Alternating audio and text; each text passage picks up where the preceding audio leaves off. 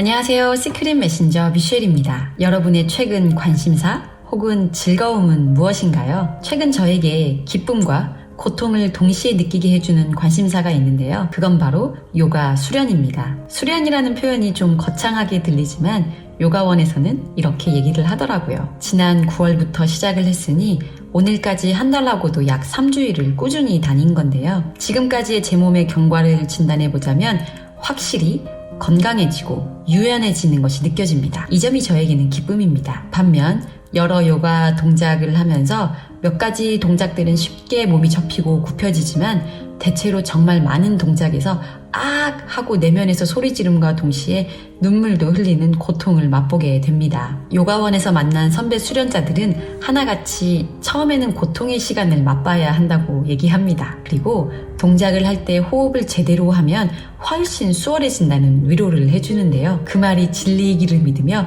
매일매일 눈물을 흘리는 고통을 즐기고 있습니다. 오늘은 선배님들의 조언 중 제대로 된 호흡에 대해 좀 더 알아보고자 도서관에서 요가 관련 책을 한 권 대여했습니다. 집에 오자마자 호흡과 관련된 부분을 찾아 읽어보니 책에서도 이렇게 얘기를 하네요. 요가는 자세만으로는 치유 효과를 보기 어렵다. 깊이 호흡을 하면서 아사나를 수련할 때 몸의 회복 능력이 향상된다 라고요. 요가를 제대로 하기 위해서는 자세만이 아니라 호흡을 하면서 수련해야 한다는 점을 알게 되었고 관련해서 자세한 호흡 방법을 읽어봤습니다. 요가 수련할 때 원장님이 해주신 말들의 이해를 도와주기도 했고 몰랐던 것들을 책을 읽고 배울 수 있어 대여해오길 잘했다는 생각이 들었습니다. 그리고 동시에 자세도 신경 쓰고 호흡도 신경 쓰고 요가의 길은 더욱더 멀게만 느껴지기도 했습니다. 하지만 그럼에도 불구하고 하루하루 나아질 것임을, 그리고 이 과정을 통해 1년 후 변화된 나의 모습을 상상하며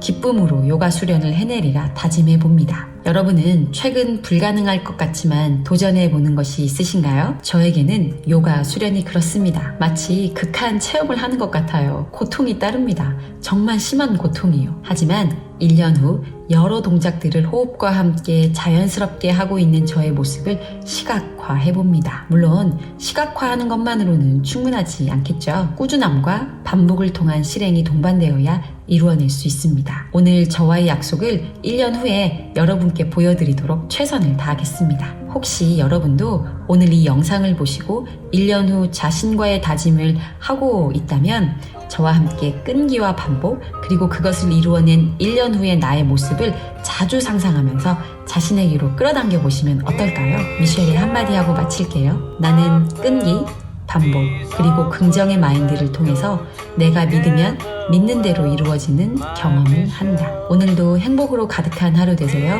감사합니다.